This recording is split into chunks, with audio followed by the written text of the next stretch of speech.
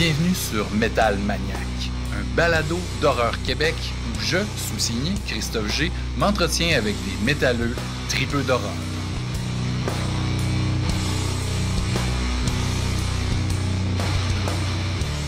Métal Maniaque, épisode 41. Mesdames et messieurs, chers Métal Maniaque, content de vous retrouver. Merci de me suivre dans mes délires horrifiques métalliques. Ce mois-ci, juillet, 13 juillet, gros épisode.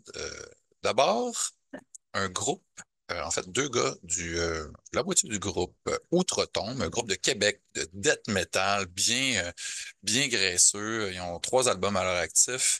Donc, vraiment, gros fun de jaser avec Ulysse et Fred, qui sont respectivement batteurs et chanteurs du groupe. Donc, des fans de films d'horreur, évidemment, et de gros dettes bien gras. Donc, j'ai eu le plaisir de m'entretenir avec eux récemment pour vous mettre au jus. Ils vont être à Montréal le 18 juillet à la Soterenea, où le band Zombie a joué plus tôt cette année.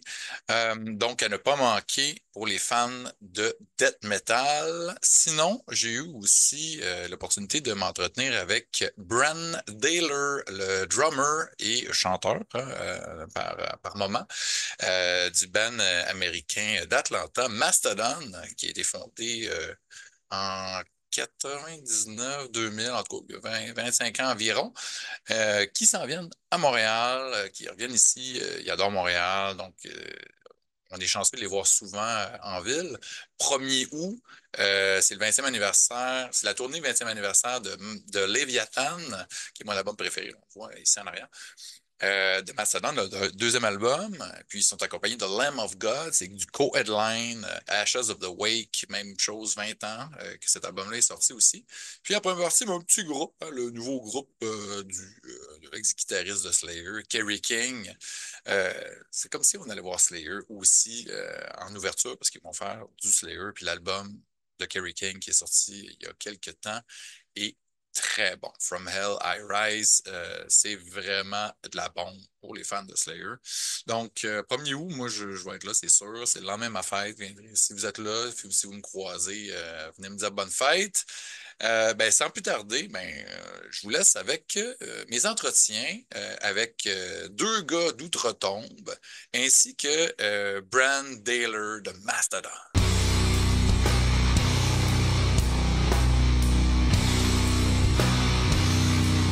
Parfait. J'espère que vous avez une petite canette. Parfait. Excellent. Santé. Salut les gars. Santé. Désolé de vous avoir fait patienter. Je rappais une conversation avec Carlos Araya de Anonymous Barf parce que je participe à une BD, tome 2, BD sur l'histoire de 5 grands groupes métal du Québec, puis Barf font partie de ça. Fait que là, il fallait que j'aille une couple d'anecdotes de Monsieur Araya. Mais là, on est là pour parler de gros death metal bien graisseux et de films d'horreur bien répugnants aussi, hein, parce que ça va bien ensemble, pour mon podcast Métal Maniaque. Merci d'avoir accepté, les gars. Je suis bien content de vous avoir sur le show. J'aime bien ce que vous Ça faites. va, ça va. Ah oui. Ben, ça fait plaisir. Je connais bien Annick Giroux, hein, qui est Temple of Mystery, que j'ai eu aussi sur le show avec son chum il y a quelques mois, l'année passée, je crois. Puis là, ben, je vais faire la plug tout de suite parce que faut pas oublier que le 18 juillet, gens de Montréal et les environs, faut être à la Soterena, en tout cas, la place en dessous de la Sala Rossa pour Mhm. votre show, hein, le Décrépitude Symbiotique Tour avec les chummies de chez Serpent Corpse que j'ai vu avec d'autres gens de Québec il y a peut-être 2 ans de ça avec Apes. Ils ouvraient pour Apes Serpent Corpse, puis je suis tombé en amour. J'ai acheté la cassette rouge, puis depuis ce temps-là, je suis heureux. Puis je ne les ai pas revus, donc ça va être une belle opportunité de les voir, puis de vous voir live parce que j'ai jamais vu votre band encore. Mais là, on va reculer dans le temps, les gars. Je veux savoir, est-ce que c'est dans vos vies, là, est-ce que c'est le métal ou l'horreur qui est arrivé en premier? Ah, le métal, là. Ah ouais. Ouais, c'est pas des films d'horreur. C'est un album métal ou c'est un son Ouais, lourd qui est arrivé. C'était quoi, Ulysse? C'est qui, à qui je parle? À gauche, c'est tout, C'est Fred. toi, Ben, c'est Crachat. Fred, Crachat, Fred, puis Ulysse, c'est toi avec les lunettes. Parfait. Donc, Ouais. Ulysse, c'est quoi le band qui est venu te chercher? C'est quoi l'album? Je dirais que j'ai commencé à écouter du métal super jeune, mais vraiment, ce qui m'a accroché, c'est peut-être Number of the Beast de Maiden quand j'étais OK. ado. La pochette en premier ou la musique? Ah, Comment c'est arrivé? la musique, parce que c'est pas la meilleure pochette là, d'Iron Maiden. Mais Moi, j'aime ça. Moi, les grosses pochettes bien busy de Maiden. Ouais, mais moi, je préfère Somewhere in Time. Somewhere in ben, c'est ce Time, que j'allais là, dire, là, ils en ont des plus hautes que ça, mais c'est est non, c'est belle. pas mal ça. Puis, ouais, ouais, ben, ça m'a aussi intéressé probablement d'autres trucs. Parce que Maiden, c'est assez, là, il y a beaucoup de références culturelles là-dedans. Mhm. Ben oui, ben oui. Euh, Puis toi, bon, Fred? c'est ça.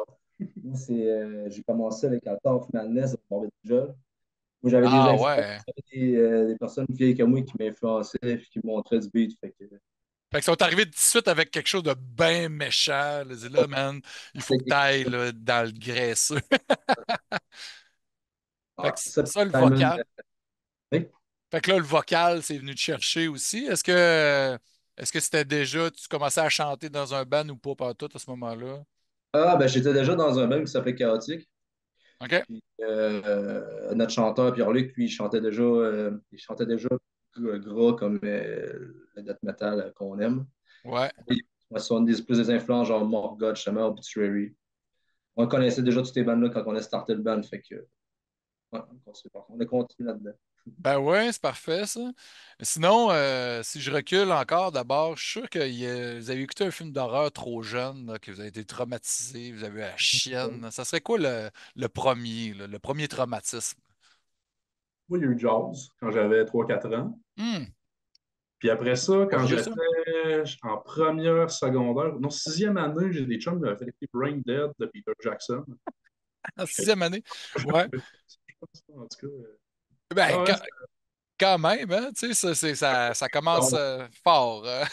ouais, ça, aujourd'hui, je le réécouterais, puis je serais comme, ah, c'est drôle, mais donc à 11 12 ans, je trouvais ça raide un peu, Brain Dead. Clairement, clairement. Mon Toi, trauma, ça a été les Critters. Ça, Critters! Ah oui, hein? ça, là, quand j'étais jeune, quand ils se mettent en grosse boule, puis ils écrasent quelqu'un, puis c'est un squelette à terre. Ça m'avait marqué quand j'étais là. J'avais peur de regarder en dessous de mon lit. Un, deux, hein. Puis, t'es genre, il y a tout le temps comme l'âge que tu as vu ces films-là aussi qui est important parce que tu avais peur de regarder en dessous de son lit, t'avais quoi, genre 7 ans, 8 ans?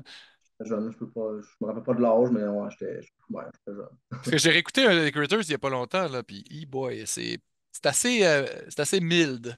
Tu sais, là, Oh, ouais, je regarderais ça aujourd'hui, je suis jamais boy, ok, j'ai peur de ça. Ouais, il y a pas grand-chose qui se passe, là. Tu sais, là, c'est très gentil, il y a pas de gore, tu sais, c'est pas. On n'est pas dans des films de. Tu sais, je sais pas si vous connaissez le cinéma d'horreur italien un peu, là. Tu sais, Lucio Fulci, là. ouais, Tu sais, là, c'est L'au-delà ou Zombie de Lucio Fulci. Tu sais, des affaires dégueulasses avec des vers qui sortent de l'œil, ouais. là. Puis, tu sais, là, une fille qui dégueule ses tripes. Tu sais, c'est comme on est vraiment ailleurs, là. Tu sais. Non, non, on n'est pas là par tout. Ouais, c'est ça. Tu sais, vous autres, tu sais, bon, vous faites du gros death metal bien méchant. Tu sais, moi, je me rappelle quand j'étais plus jeune, puis les premiers bands, tu sais, de death qui ont commencé à popper au début des années 90. Tu as mentionné, bon, Obituary avait des belles pochettes. Tu sais, des Cannibal Corpse, ces trucs-là, c'est quelque chose qui vous a intéressé quand vous étiez jeune ou. Ouais, moi, Ethan Back to Life, ça a été mon premier gilet de métal que je me suis acheté. Ah ouais, hein? Ça, c'est nice. Moi, j'ai écouté du vieux Cannibal pas mal quand j'étais plus jeune. Quand j'étais ado, c'était quoi qui était sorti, genre. Ouais, là. Mais c'était avant les albums qu'ils ont commencé à être trop tech. Là, fait que Mhm. les albums, j'ai aimé d'eux autres, mais je sais pas, ça n'a pas été long que je suis passé à autre chose dans le death. Ouais, c'est ça, parce que, tu sais, eux, au début, c'était comme pertinent parce qu'ils étaient là, ils choquaient, puis ils étaient dans les premiers, tu sais. Mais après ça, on dirait que quand Corpse Grinder est arrivé, tu sais, ils ont eu des passes comme ça, puis c'était comme, on dirait qu'ils étaient moins dans le momentum. Puis récemment, ils ont sorti des trucs plus intéressants, mais tu sais, moi, c'était les pochettes, là, tu sais, les premières pochettes, tu fais comme, tabarnak, ça se peut pas, là, ça n'a pas de bon sens. Vous autres, quand vous sortez un album, parce que j'ai regardé vos pochettes, elles sont crissement cool, tu sais, c'est quoi le processus pour vous autres? Y a-tu qu'un de vos chums qui fait l'art? Y a-tu quelqu'un dans le band? Ça marche comment? C'est nous autres qui décident. C'est drôle parce que je suis tombé sur des croquis qu'on a fait pour le dernier album il n'y a pas long. Ah ouais, hein? C'est bébé Lala, là, mais ça donne des affaires hot dans les mains d'un artiste. Là, puis, Parce que là, tu sais, genre, vous arrivez, puis là, OK, là, on a des idées, on veut faire une grosse araignée pour Abyss Mortifère, là, parce que là, tu sais, j'ai pas l'album, mais Annick m'a envoyé la pochette, qui est écœurante, tu sais. Puis c'est-tu Annick qui a fait le layout ou pas? oui, ben, les autres, oui, là, mais pour ce qui est de L'œuvre en avant, c'est ça. l'image elle-même, le croquis, j'ai des croquis que c'est moi qui ai fait. OK, ouais. C'est abominable, là, c'est des dessins d'enfants, mais genre, on avait l'idée, tu sais, souvent ça part d'une idée, là, on voulait une grosse araignée. L'album d'avant, on voulait un nécro-vortex. Puis l'autre d'avant, on voulait des bonhommes en capuchon qui brûlent quelqu'un. C'est pas mal ça, généralement, l'idée de Puis, base. puis est-ce que c'est souvent, bon, c'est juste une image qui te vient ou ça a rapport avec une des tonnes ou pas On nécessairement? s'arrange que Ouais, oui. ouais, On s'arrange que oui, mais souvent on fait la tourne après. OK. En panique, en se disant, bon, qu'est-ce qu'on dit là-dessus qu'on n'a pas déjà dit?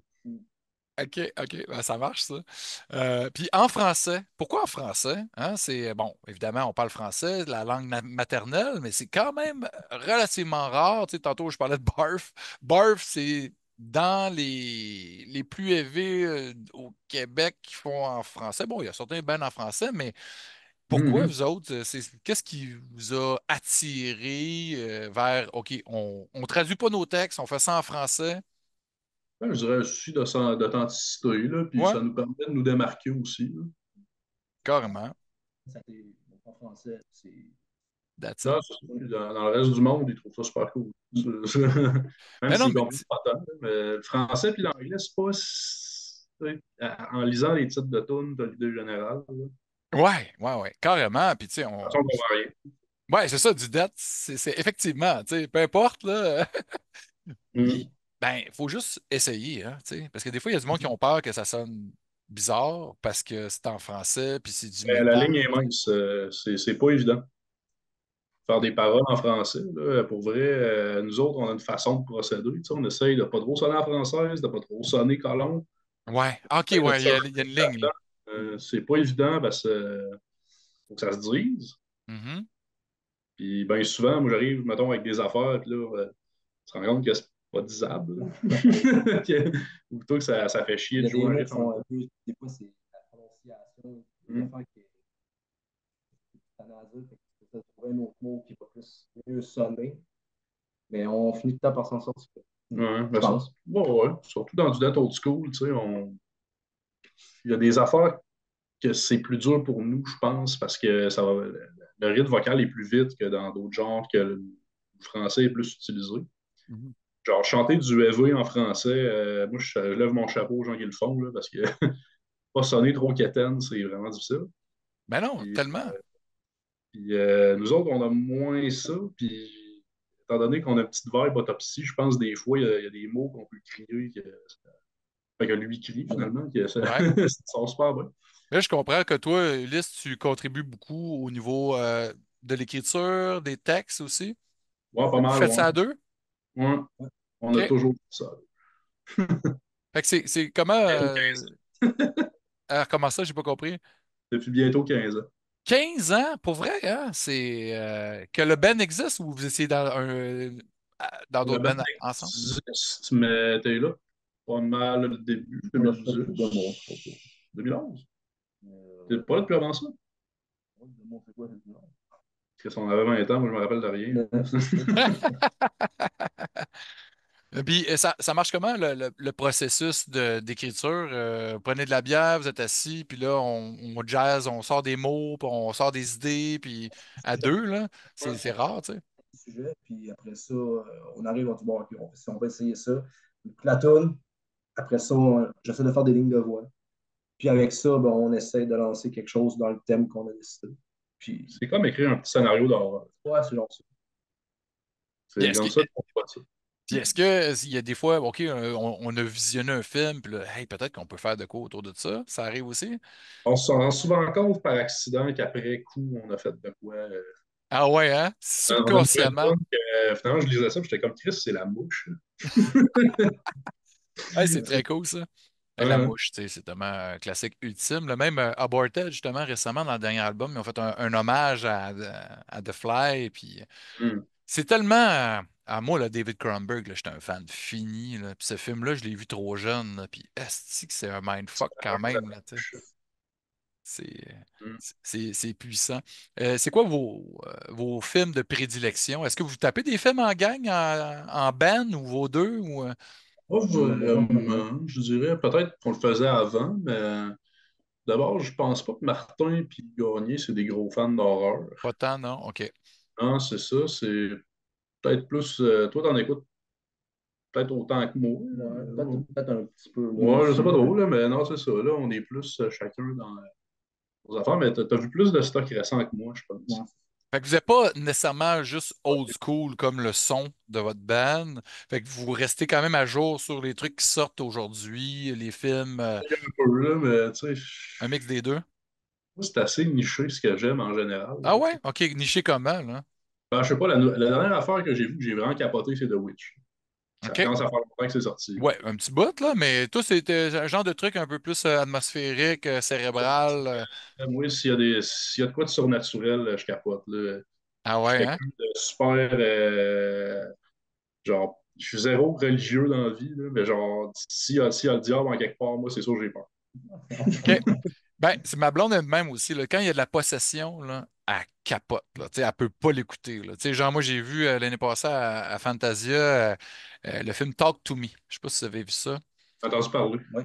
Ça, c'est hallucinant. J'ai adoré. C'est comme un genre de. C'est comme si les flots, ils jouaient au Ouija, mais c'est comme une genre de grosse main. Puis à travers cette main-là, ils peuvent être possédés par un esprit. C'est Ah, mais comme. ça, tu m'en as parlé de ça. Ouais, je l'ai Ouais, vu, ouais, ouais. celui-là. C'est bon. Toi, tu l'as vu, Quand toi. tu me disais, Moi, j'ai vu. il en check plus que moi. Et ça, là, j'ai trouvé ça fucking freakant. C'est bien fait. Puis en plus, tu sais, c'est quand même des jeunes, tu sais, là, bon, début vingtaine, puis ils sont crédibles. Tu sais, là. C'est important dans un film quand tu crois au personnage, parce qu'après ça, tu vas vraiment avoir la chienne qui meurt. Sinon, ben, tu vas juste être content. Tu as juste hâte qu'il meure, puis tu vas être content, comme dans n'importe quel C'est slasher, tu déjà, sais. c'est quoi le kill temps, le C'est kill ça. count, c'est même pas comment ça. C'est ça, tu sais. Puis quand tu as l'opportunité d'avoir des bons acteurs, là, c'est là, OK, là, ça devient un bon film et non un divertissement que tu veux juste voir les kills. Puis des fois, c'est juste ça que tu as besoin aussi, tu sais. Ah, ben oui, c'est clair. Il me semble qu'il y a un film, c'est un film québécois qui est sorti il n'y a pas long, tu sais, que, comme des jeunes, il y a un tueur. C'est quoi déjà ce film-là? En tout cas, le nom Hmm. m'échappe, là, mais il y avait de quoi de pas pire qui était sorti à ce niveau-là. Là. Québécois, un slasher avec Il un y a comme tueur. Non, c'est pas sur. Ben, je pense que c'est la même gang que Turbo Kid. Ah, ça doit être Summer of 84. Summer of 84, OK. Ouais. exactement. Mhm. Oh, ta shotgun, c'est cool aussi. Summer of 84, ouais. C'est ça, j'avais trouvé ça cool. Le punch n'est pas prévisible. Non, hein, c'est vrai, c'est vrai. Puis c'est pas le même ton non plus que Turbo Kid ou les Bagman ou toutes les shorts qu'ils ont fait qui sont pas Bagman, mal c'était. plus. Hey, Bagman. Bagman trois fois. Non, c'est tellement. Tu sais, tu vois ce film-là, puis là, c'est comme fait avec c'est du papier mâché. C'est tout croche, mais c'est bon parce que le montage, puis, tu sais, ils se prennent pas au sérieux, mais ils ont du gros fun, c'est dynamique. Tu fais comme, OK, là, il y a un potentiel.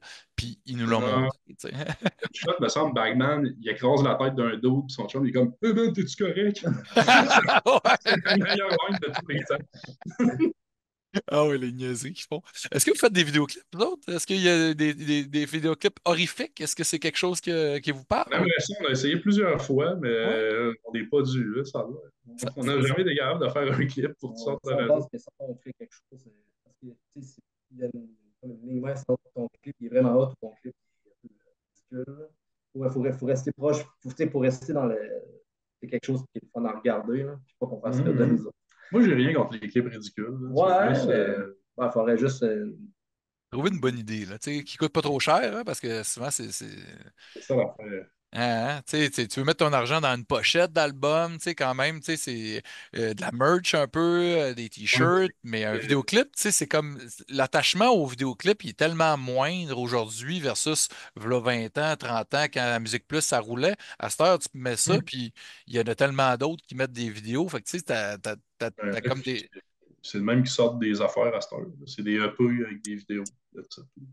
Ouais. Fait Ça que, s'en est bien chaud, là, mais il y en a que c'est le même qui opère à cette heure. ouais, ben, tu sais, toutes les façons sont bonnes de faire parler de soi, mais il y a tellement plus d'offres, hein, tu sais, c'est tellement plus facile d'enregistrer aujourd'hui. Comme du monde. Comment tu fais pour te démarquer? Vous autres, vous avez quand même réussi à trouver, OK, on a un son très spécifique, très ancré dans un espèce de sonorité classique, puis on chante en français. Puis, tu sais, c'est comme je trouve, c'est un bon créneau. Est-ce que vous avez réussi à raisonner un petit peu ailleurs? Tu disais tantôt qu'il y a du monde qui écoute de votre musique, mais qui ne comprennent pas les paroles. Ça a eu des échos parce que c'est facile Ouais, maintenant ben, avec tu sais, l'Internet, là. ben, je veux dire, on a. Ouais, ouais, moi je pense que ça s'est quand même pas pire vendu pour l'underground. Puis tu sais, on a déjà été joué aux States, au Canada Oui, anglais, en Europe. Fait que c'est quand même pas trop pire à ce niveau-là. Là, pour un band un peu ouais, de dette de ce type-là, qui chante en français, c'est pas trop pire, là, je pense. ben oui. Ça aurait pu moins pogner que ça, mais ça aurait. Vous êtes content, tu sais, du succès que ça a présentement. Puis là, la tournée, là, bon, j'ai parlé du show de Montréal, mais là, c'est une tournée, ça. Ouais, on fait Vous allez où, là? 7 shows. OK? C'est 7 shows parce qu'il y en a un qui vient de se rajouter. On va faire Montréal, Ottawa, Toronto, Hamilton. Puis après ça, on va faire Trois-Rivières, Québec, Rimouski. Quand même. Ouais, c'est cool, ça. Puis là, vous jouez avec le même trio ou. Juste Euh, avec Skeletal. ouais, OK? Serpentine sont là 2 fois. Il y a Dawson Bodyman aussi à À Québec. Québec, à Toronto, on joue avec Coprolite. Hamilton, je pense qu'on est rien que nos deux. Trois-Rivières aussi. Québec, c'est des embodiments. Rimouski, c'est avec Antichrist. Hein? Antichrist, ah oui, avec Joe, euh, un gars qui vient de Boucherville, puis maintenant il est à Ah, Rimouski. Il travaille au eh bien, ben, bien et le Malte. Puis vous saluerez Joe, un grand, ouais, on ne connaît pas encore les gars, mais très cool. Il fait du on va essayer artwork aussi, ok, on va essayer de. de Bon connecter. appétit. Ouais. Très cool. Sinon, vous avez-tu des petites suggestions de films? Mettons, là, je vous dis là, un top 3. Là. Chacun, là, top 3 là, des films là, que vous ne tannez pas d'écouter, peu importe, là, tu sais, là, que vous allez pouvoir écouter jusqu'à la fin des temps. 3 films, chacun, 3 films d'horreur. C'est Hmm. tough. Trouver des films comme ça, là, mais tu sais, c'est correct. Ça peut être juste ce qui vous vient en Mon tête. mon 1 est bien prévisible, là. Ah ouais? Moi, c'est The Thing de Carpenter, là. C'est pas mal mon préféré ever. C'est tellement un film qui revient souvent quand on demande ça en entrevue, là, Ah, ça pas des métalleux, puis une bébite, puis Kurt Russell. Qu'est-ce que tu veux de plus? badass avec une grosse barbe puis un lance-flamme, puis en ouais par là, tu sais. Plus de chapeau. Quoi d'autre, quoi d'autre, quoi d'autre? En horreur, mon préféré. Je n'irai pas pour juste Carpenter, parce que ça pourrait être ça en style Ça de. pourrait. Quel autre film j'ai vu que je capotais? Un de mes préférés, là. Mhm. J'ai quasiment le goût de dire Event Horizon, mais c'est. Ah ouais, hein? Hey, ça, Ouais, c'est bold, ça, mais ça fait longtemps que je l'ai vu. Je l'ai vu au cinéma jadis, puis il me semble que j'avais eu une bonne vibe, une bonne frousse. Là, tu sais, me c'est semble juste mon pour dire. souvenir, je ne l'ai pas revu, là, me semble que c'est un vibe un peu Hellraiser, là, tu sais. Ça, Ben, c'est ça. c'est ça? C'est juste pour, au nom d'être original, là, parce que Mhm. sinon, il y aurait Hellraiser 2 en masse, il y aurait Alien en masse. Parce que là, ça devient Alien. difficile. Non, Tout non, je ce qui sais, les passe qui classiques. est horreur, moi, je capote, là, déjà. Ouais, ouais, moi aussi, je trippe pas mal. C'est l'horreur sci-fi, là. C'est quand c'est bien fait. Alien, là, c'est ma franchise préférée ever, là. Mm. Puis Toi, sinon, Chris, à chaque Fred, fois que c'est un peu y en a-tu? surnaturel. Moi, ça, ben, moi j'aime bien les premiers Razor 1 puis le 2. Là. Ça, j'ai vraiment trouvé. Ah oui, le 2 là, tu sais, le gars avec sa lame, là, tu sais, là, qui commence à Ouais, se slicer, là. C'est sûr qu'après le 2 ça commence à se gâter un ouais, petit peu. ouais. Ouais, ouais. J'ai vraiment aimé le premier remake qu'ils ont fait de Evil Dead. J'allais voir deux fois au cinéma, j'ai vraiment C'est aimé. vrai, c'était bon. J'ai vraiment trippé. Le C'était nouveau sec. contenu était correct, Le mais bout, c'est celui-là où la fille attire des seringues. ça, ben, elle fait sa peine avec une petite seringue, il met dans Ah l'air. ouais, Il y en a un qui mange la volée tout le long. Ah, c'était avec une brocheuse. C'est un gars Oui, il y a une Elle a une- brocheuse aussi. Ouais, Ouais, c'est puis ah, il y a aussi la lame là, dans la gueule. ah ouais, ça, d'accent. j'ai vraiment trippé ce film-là. Ça fait mal, hein? Mais moi, là, j'ai trouvé qu'ils ont fait, tu sais, la pub du film, le poster, là, The Most Terrifying Movie You Ever Seen, là. Je trouvais que c'était un peu trop parce que j'ai pas eu peur. Je trouvais ça, tu sais, c'était creep, là, c'était dégueu. C'était Mhm. comme, ow, là, tu sais, on était quasiment dans le torture porn, là, dans C'est la exactement douleur, ça. là. C'était la bonne limite, je trouve. Mais c'était pas épeurant. On n'a pas eu peur. On était juste comme, c'est que ça Ouais. fait mal, Et ça. des bouts, c'est quasiment limite drôle, là, mais Ouais. c'est divertissant. C'est Là, du gore qui c'est fait le ça. fun. Mm. Ah ouais. Moi, Evil Dead, moi, j'étais un gros fan de la franchise aussi. Puis même le dernier Rise, là, moi, j'ai trouvé que ça marchait au bout, là. Puis sinon, tu parlais que tu avais vraiment aimé le film Talk to Me. Là. Ouais. Moi, j'ai aimé un film qui est sorti un petit peu avant, ça s'appelle Smile. Je sais pas Ouais. si t'as vu. Ouais. Moi, j'ai vu ce J'ai été film-là. surpris. Ouais, j'ai vraiment aimé ce film-là. Ouais, ben moi, c'est comme, on dirait que le poster, j'étais comme, c'est quoi cette niaiserie-là avec la fille avec un grand sourire, là? On dirait que je voulais haïr le film à cause du poster parce que je le sentais pas. Puis les autres m'ont dit, non, non, non, il faut que tu donnes la peine. Il y a Ah, quelque chose, tu sais. c'est quand Ouais. même. Je vais souvent avoir peur. Moi, je suis tellement une mauviette. Là. C'est l'enfer. Là. Ben, tant mieux. Moi, j'aimerais ça avoir plus peur. Non, mais c'est vrai, tu sais, moi, je suis comme, je suis tellement rendu jaded, là, je suis comme, pas insensible, mais j'en ai vu un esti, fait que, tu sais, c'est plus Mm. tough de m'impressionner, puis tu sais, de me crisser sur le nerf, là. Talk to Me, c'est la dernière fois, puis avant ça, c'était Don't Breed. L'avais-tu vu, ça? Ouais, ouais, j'ai vu ça. Ah, C'est pas avec Joe Krasinski, ça? Non, Non, non, non, ça c'est. Non, non, Don't Breathe, c'est. ben, c'est un autre film C'est de, tu sais, qu'il faut que tu la fermes ta fille. gueule, là. Ouais, C'est c'est ça, la fille qui est sourde. Elle a-tu une. Ben non, ben, Don't Breed, c'est comme il s'en va que. C'est un gars qui est aveugle, il y a un trio qui s'en vont voler chez eux. Le gars qui est aveugle, là, c'est un gars qui a fait la guerre, là, je pense, du golf. Puis là, il ferme tous les breakers, puis là, il est on down, là. C'est comme ça devient un slasher, là. Il fait comme chasser les trois petits cambrioleurs, puis esti que c'est tendu, là, c'est comme oh shit, là, tu sais. Puis tout le film que tu parlais, c'est A Quiet Place, avec Ouais, les bébites, là, ouais, ça c'est dans le avec. bois. là, ça. Ouais, je pense, en tout cas, Non, ça, c'est Sandra peut-être ça. Bullock, ça, c'est celle-là qu'il faut pas regarder, genre. Don't Ouais. breathe, don't see. Ouais, non, c'est ben, probablement qu'il y a eu un pattern qui s'est créé là. Mais, Ben, c'est ça, il y a eu un peu de ces films-là, mais Don't A mais la Quiet fille. Place, c'est Krasinski, ça. Ouais, c'est ça c'est Krasinski, mais la fille Ouais. qui est comme dans un chalet tout vitré, puis qu'il y a un débile qui tire des flèches dessus. Là, c'est quoi déjà? Je sais pas ça. Crime, attends une minute. Ça m'intrigue. Dis-moi en plus. Non, des fois, je vois des films, puis. Le nom, tu l'oublies. Ouais, vraiment, là, parce que, hey, il y a tellement d'affaires à cette Ben heure. oui. Talk to me. Je sais pas, tu sais, c'est pas un nom que tu retiens, là, Pas nécessairement. tant, Là, ça fait pas horreur non plus comme titre, là. Mm. Il y a Euh, It's Follows que, tu sais, ouais, je sais pas, ça, c'est tout le temps. Là, je m'en suis rappelé, mais c'est souvent un film que je fais comme, voyons, Chris, c'est quoi le nom? Puis, ben ça, ça c'était original quand même c'était comme un slasher, mais sans l'être trop, là. C'était une bonne vibe, une bonne twist, puis la musique. Tu sais, il y a certains films comme ça qui réussissent. Vous avez-tu des tripeux de musique dans les films, des trames sonores un peu? Tu sais, tantôt, tu c'est ça, parlais de t'as parlé de Carpenter. Fuji tantôt, tu vois, à Carpenter, mais tu sais, tout ce qui est les Giallo, là, Ouais. et Ah ouais? Argento, la musique, c'est souvent pas pire. Goblin. Ouais, ouais, c'est ça. Ah ouais, t'es Goblin. fan de ça un peu? Est-ce que vous voulez mettre éventuellement du clavier, du gros clavier weird dans vos tonnes ou pas partout? On n'est pas Peut-être là. dans les Peut-être à Des l'intro. intros, C'est ouais. ça que j'avais fait pour l'intro d'Abyss. Là. On utilise, tu sais, je révèle un secret. On utilise des banques audio gratis. Tu m'avais filé le code il y a vraiment longtemps, puis j'ai encore ça.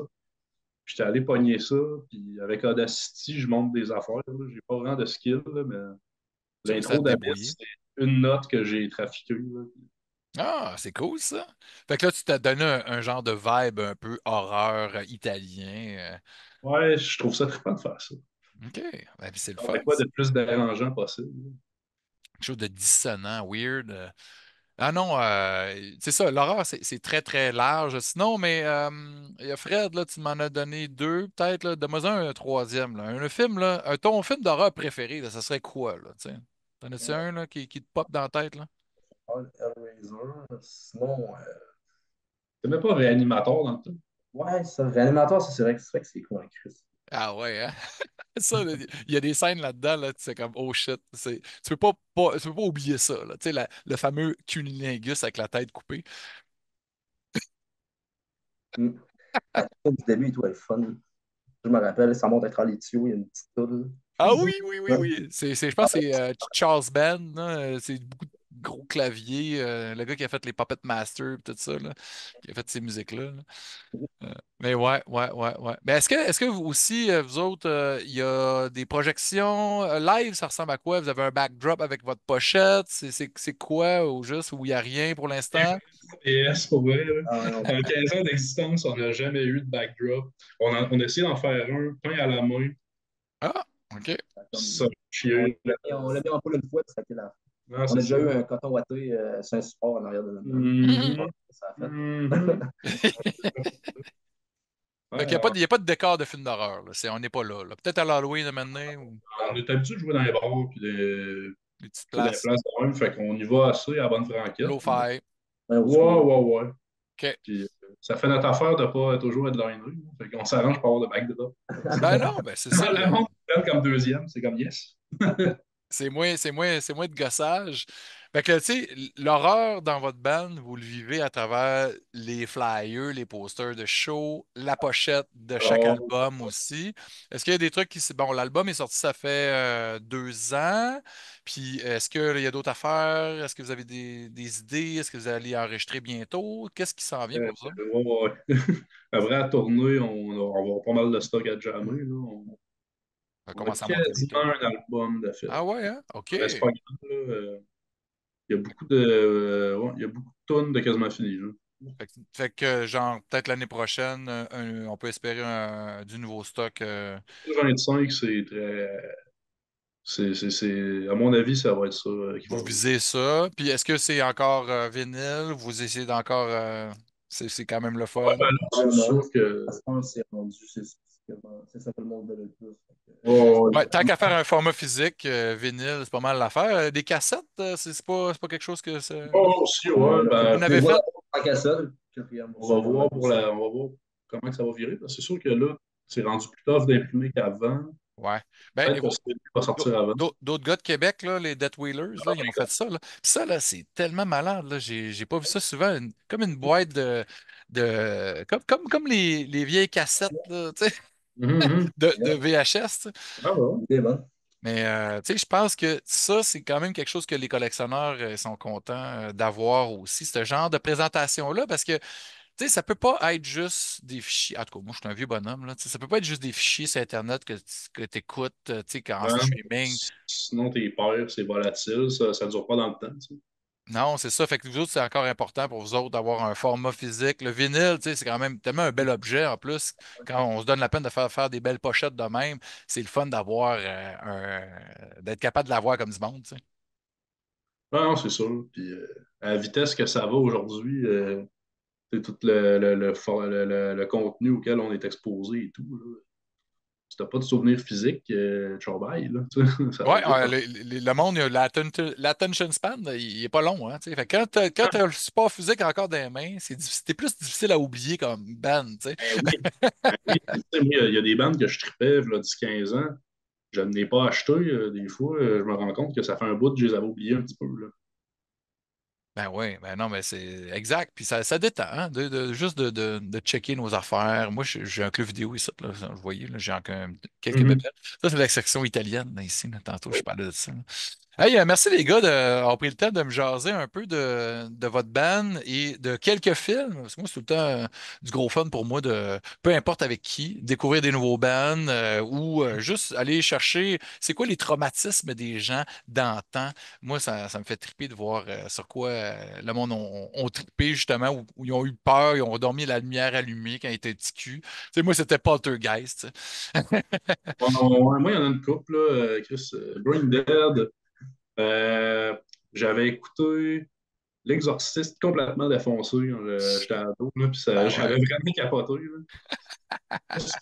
Qu'est-ce que j'ai eu peur? Il y a un film qui m'a troublé aussi un peu québécois, c'était Thanatomorphose. Ah oui, de Rick Falardeau. Ouais, ouais, Ouais, la ouais. fille qui se décompose, là. Ah, ouais, ouais. Je l'avais trouvé intense un peu ce film-là. Je pense que c'est le premier de Rémi FX. Là. Ouais, ouais, il avait travaillé là-dessus aussi, hein. C'était son premier, mais c'était un de ses premiers. Là, puis sacrément que c'est. Une chance C'est que t'as pas dégueu, beaucoup hein. peur avec l'image, là, parce que ça en a terrible. Ah ouais, hein. C'est comme la mouche, là, mais en plus long puis en plus visqueux, là. Ah ouais, le département audio doit être salué. Ah ouais, hein? Cool. Hey, ben les gars, on se voit le 18 juillet, je pense bien, moi. Ça, Cool. Hey, merci. yes, merci à Ouais. toi, là. À bientôt.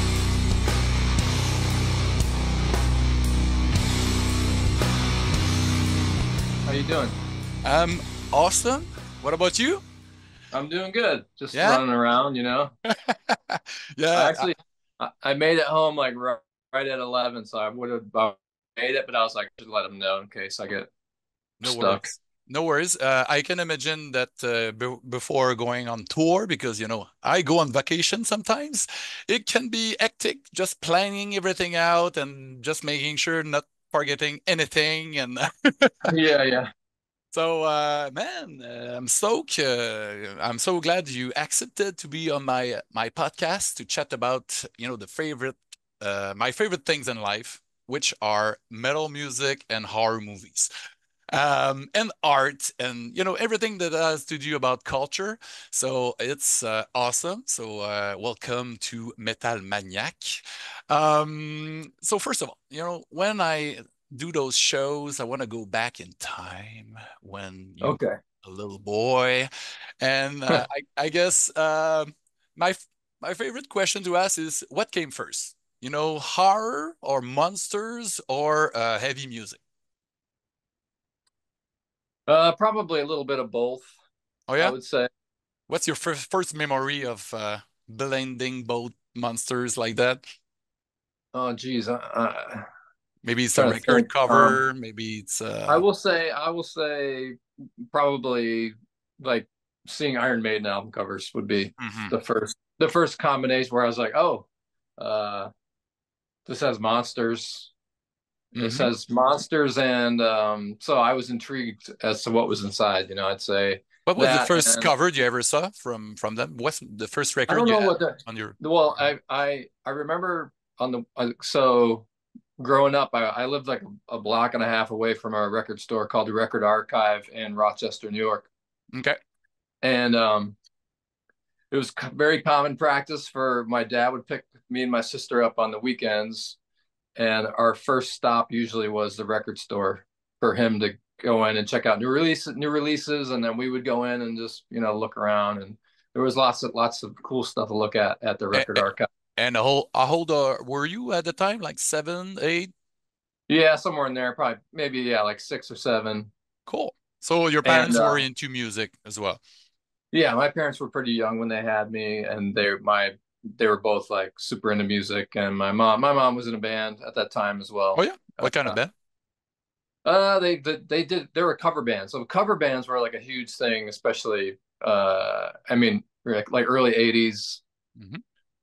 Um they were doing just everything that was popular at that moment in Like time. like rock So or yeah, new yeah. So wave they would or do yeah, they would do like all that. They did Judas Priest covers, oh, Rush covers, okay. Genesis covers, Okay, everything powerful stuff. from Okay. Loverboy to the Go-Go's Oh, to Pat Benatar hmm. uh, and King Crimson Oh, or that well, was pretty broad. yeah, I mean they had to play for 4 hours. Like they would play for 4 hours when they played, and so Did you went to see her live when you were a kid? yeah, all the time, Yeah, all the all the time. time. What the instrument did your mother played? She sang, Oh, okay.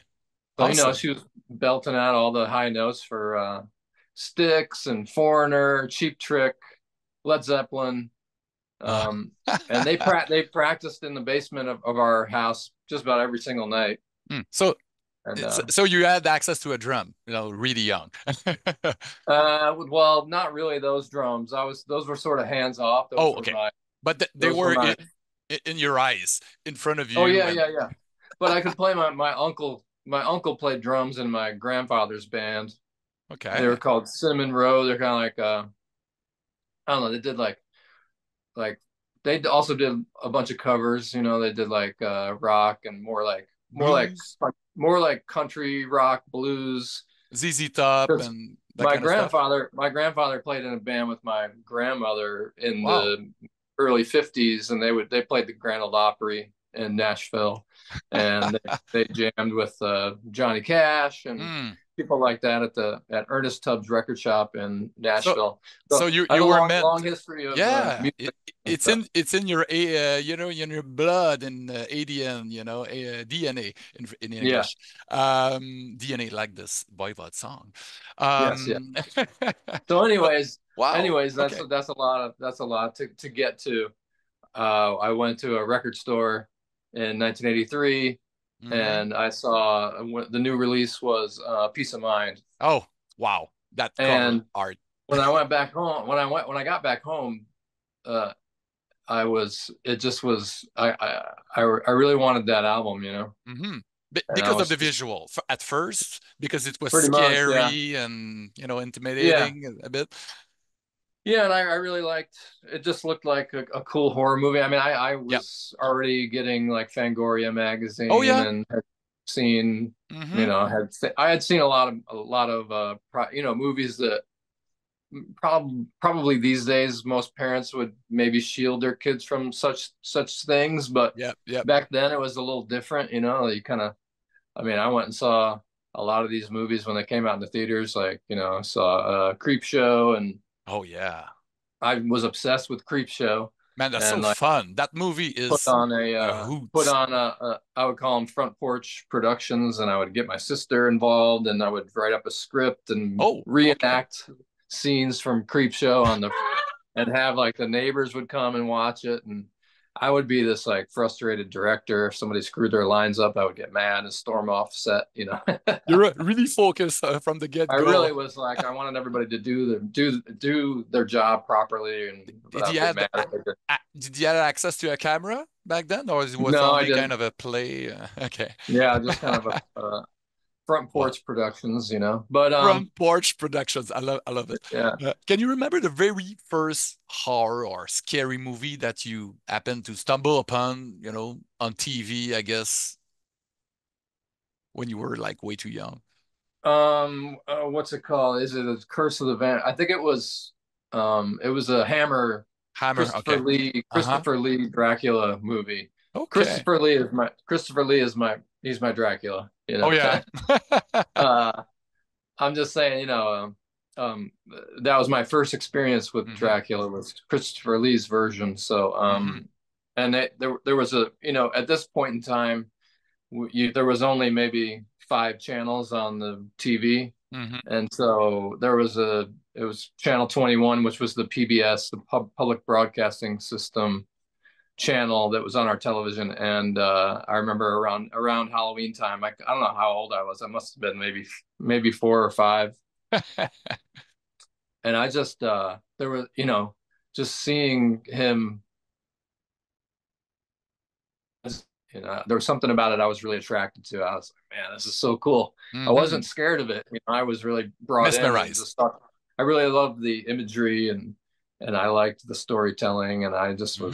I was all in on horror and makeup. I mean, when I was a kid, I thought I was going to be like like a lot of kids probably around that time period. You kind of I felt like Makeup maybe at some artist. point I would be a makeup artist, or I would make masks, or just I always was just enthralled with collecting masks and Eh, Halloween in general. And I have a lot of masks. It's a problem. Oh man, you still have a lot of masks. You still collect that kind of stuff? Yeah, I mean, I got a whole bunch Oh shit. Okay. just That's what just I'm talking here about. just here in the Love it. clown room. The clown This room. So you have Yeah, team this is team the clown rooms. room. Oh man. I really I oh man, Got the clown that's from Poltergeist right there. that's the guy that traumatized me when I was 6. I Yeah, think, that's a lot of yeah, people's hate their fear of clowns really yep. is rooted in a couple different, Hmm. pop culture. And Uh and I knew you were a clown fan, a scary clown fan, but I Not really. kind of I mean, I do like scary clowns, but I really prefer clowns, like just in general, natural clowns, yeah, yeah, you know. yeah, yeah.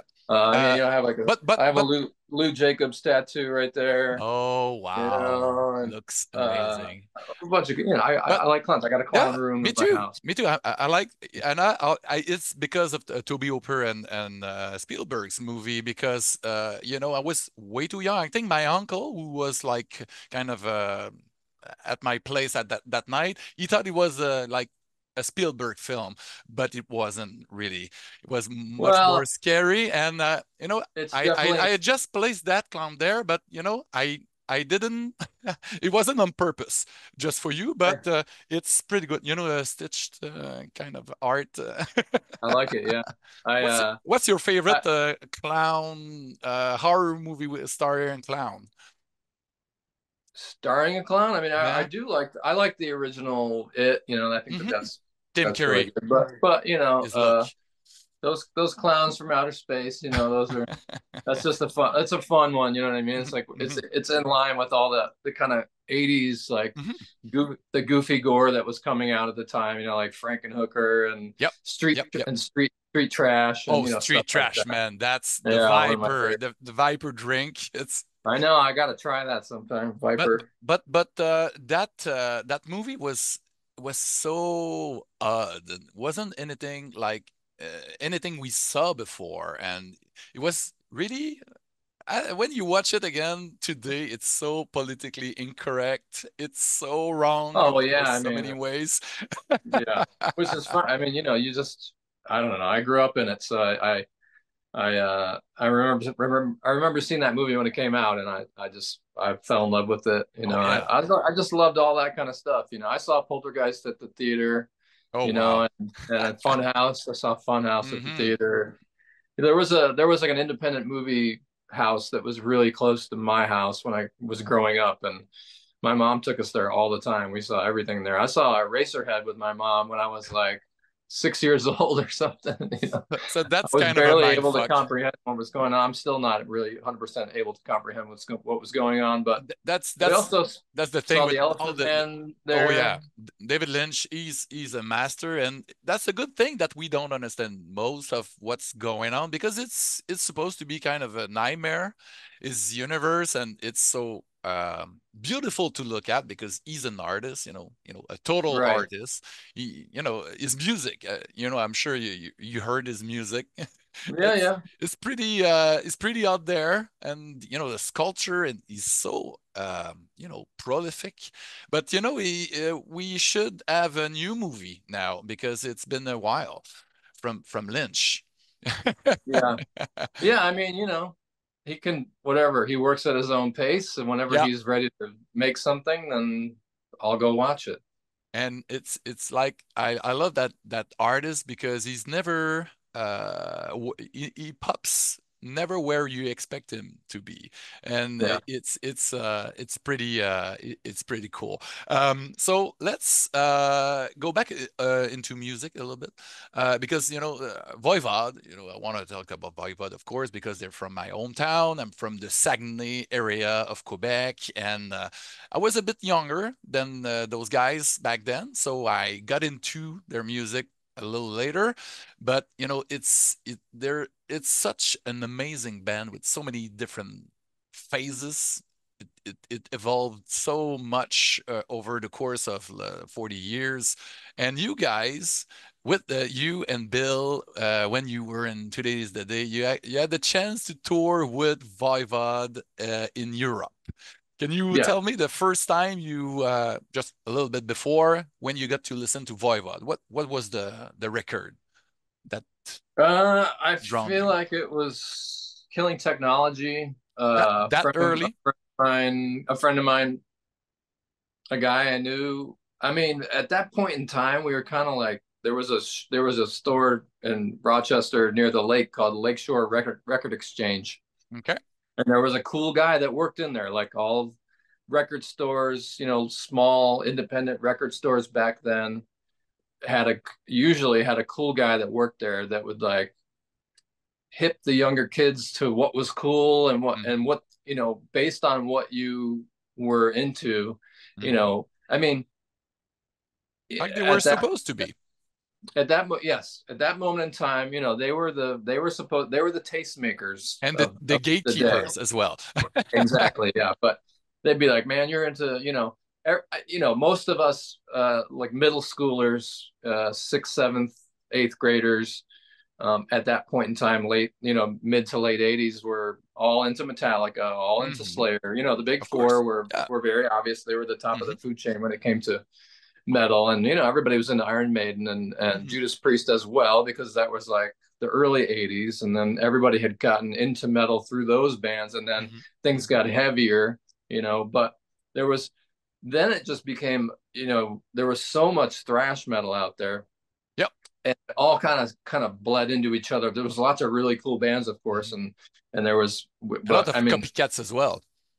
Of course, yeah, there was, you know, I mean, you could go so deep into it. I mean, there was just a million bands. There was like a lot, but there was some bands that rose to the top as being very like original and different. And Voivod was one of those bands, you know. Voivod and King Diamond and you know, Merciful Fate, of course, was its own thing. And you know, so Voivod was one of those bands that the guy at the record store said, you got to check this out if you're into Metallica and you're into all this other stuff.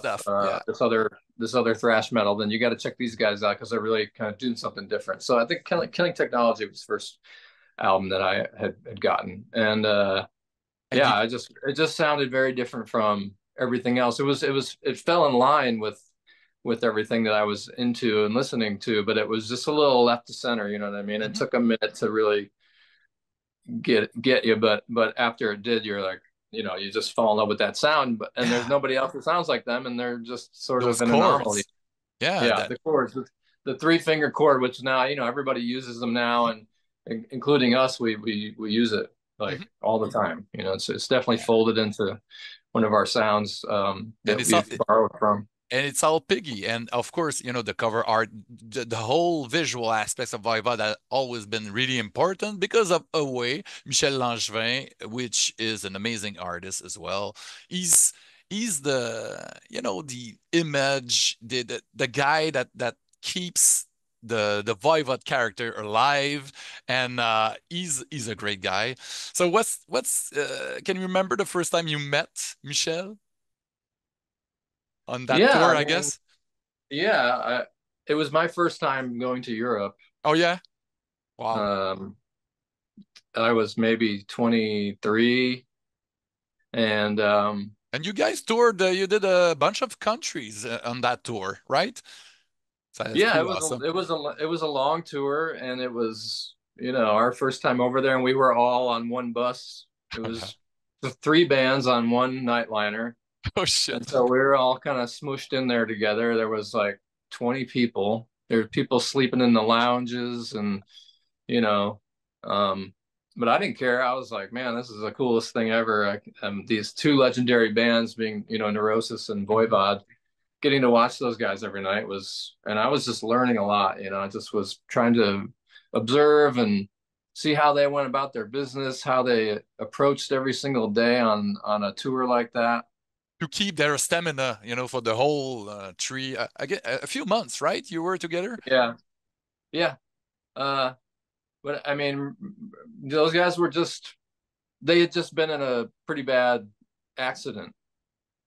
Their van had like flipped over, and oh yeah, the year before, that's right. Exactly. Eric, so the singer, bass player at the time, Eric, had a big hole in his back. And he needed help like dressing the wounds every couple days, and he was having a hard time walking. He was using a cane. I remember that. But man, the dude he ripped every night, and those guys were just in top form. Even having gone through kind of a little bit of a traumatic experience the year prior. Yeah, and you know, the singer, I think he Yeah. spent almost the year before, almost the whole year in hospitals in Germany and Canada. And, that must have been a pretty traumatizing experience, but, they were still on the road. I think they had played with Iron Maiden that year for a few concerts as well. So that's pretty badass. So you guys were the young kids on that tour, Me, and myself and Bill, yeah, we yeah. were like we were the greenhorns, we were kind of like these guys. I think that these guys originally, when they meet upon meeting us, are like, who are these guys? Like, these guys are just they And, just won't stop talking, and they're and so and young. and, and Michelle told me you and Bill, you were singing Slayer songs, in sync, a cappella together, and Michelle was cracking up. Yeah, Remember yeah. that? I mean, everybody on that tour was like partying in the back lounge every night, and myself and Bill included, and we get the Slayer going, and me and Bill would just be, we know every single word to Rain and Blood, and I think that everybody was surprised by that somehow. Like I remember even like Steve Von Till from Neurosis telling me, he's like, when you and Bill knew every single word to Rain and Blood and every single guitar part, like everybody was like, okay, these guys are cool, like Okay, because you were younger, they were expecting you guys like new metal or some shit, or I don't know what they thought, but we let them know that I don't know. Hey, we're cool. We know all Slayer stuff. Anyway, no. You were just being yourselves, and it clicked with yeah, yeah, those guys. So that's pretty yeah. pretty awesome. We all made really good friends on that tour. Especially we kind of Steve Austin left the Mhm. tour 3/4 of the way through, and Bill and I became road crew because we were like, we don't want to leave. Like we've never been here before, and I never been to Italy before, we want to stay for the 9 days, and they're like, man, we can't pay you, but you'd have to like serve a purpose. You can't just be hanging out. You know what I mean? And so I became Michelle's drum tech, and Bill became Piggy's guitar tech, and that Eric. toy gun. Oh, the toy gun. Oh, Yeah, for to smoke, right? yeah. And so he had to throw the gun to Piggy, and then Piggy had to throw the gun back at Bill, and he had to catch it. And I remember Bill being stressed out about it like every night. What if I drop the gun? I'm like, it's plastic. It'll be fine. Oh, But okay, okay. That gun with kind of sound effects, right? yeah, yeah. He would like it's like a toy, it's a Yeah, kid's yeah, yeah, toy, yeah. but it lights up and it makes a sound, and you can kind of do that up against the pickups, and it makes a crazy noise. Oh, okay. So that was the special gadget that Piggy It was a had. special, that was the production value. You know what I mean? Like a lot of these bands roll out with some pyro and video walls and lasers and smoke, but Three Piggy had dollar. the gun going. Yeah, $3 children's toy. It's all he I needed. love it, man. That guy, But yeah, he was. Captain Taco. Yeah, he was a one of a kind. Really. Yeah, Captain Taco was really when it because Piggy's alter ego when he had too much wine and maybe a little bit too much weed was Captain Taco. Oh, okay. I never heard this name before, but Captain Taco, I love it. Yeah, I remember me and Scott Kelly being up on the bus, and Piggy comes running up, and you just could tell there's a look in his eyes, and Scott goes, "Captain Taco," and he goes, "Yeah," and then we're like, quickly grab everything off of the table because it was about to go down, but Okay. Oh, wow. That's pretty it was awesome. pretty funny. No, Yeah, yeah. he was such a sweetheart. What an awesome guy, and just things for myself over there weren't going well with Today's the Day, Hmm. and it was really Piggy and Michelle that took myself aside, um, along with Scott Kelly at another point, but it was Piggy that said, "Man, you guys are really talented. You're going to be fine. Just start your own thing and do your own thing, Hmm. and you'll be good because you guys are really talented, and it seems like you have an artistic vision, Hmm. and so it really meant a lot to me to have both of those guys, Piggy and Away, separately come up and just say, they were just cared, you know what I mean? They could see that I was going through some turmoil there. As much as we were very excited to be there, it was kind of two separate emotions going on, Yeah. where things were sort of falling apart at the same time.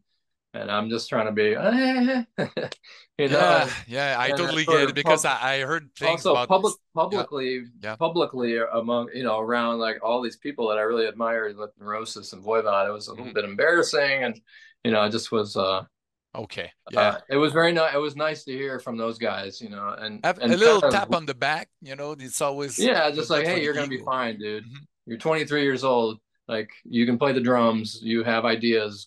Go do your own thing, and everything will be okay. So it was really nice to hear. And yeah, I just was looking at pictures of Piggy a couple days ago. I was going Oh through yeah, some photos, and uh, from saw that one tour. picture of Piggy. I saw one picture of Piggy, and I saw one picture of Captain Taco. Those eyes, I guess. Yeah, yeah. You're like, oh, Oh Captain man, Taco right there.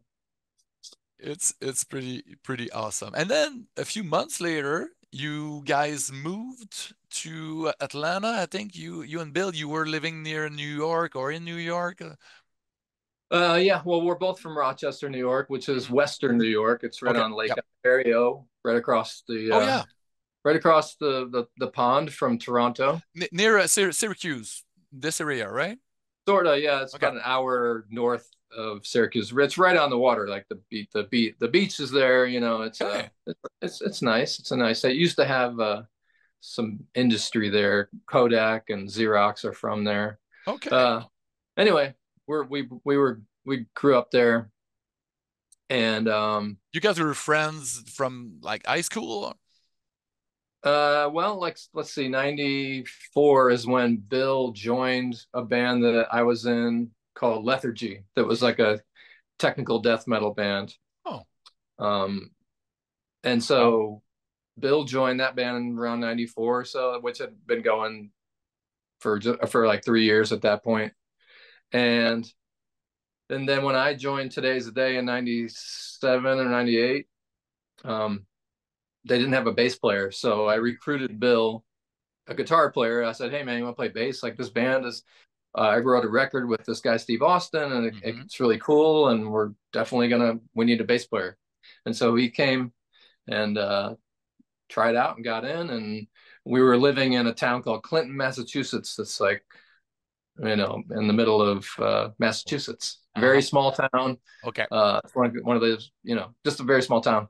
Okay. And we were living in the recording studio together. And so basically just lived with my drums, and slept on the couch, and just waited to go on tour, and so yeah, we were there until 99, and then we were in Rochester for a couple months after we had left Today's the Day, and decided to move to Atlanta and start a new project. And And here we are, exactly 25 years later. It's 25 years. and you're going to play, it may be my favorite record of yours, Leviathan, which I think that record didn't it came out a few months after I saw you first live opening for Fear Factory at the Medley in Montreal. And I was really excited to see Fear Factory because it was my first time.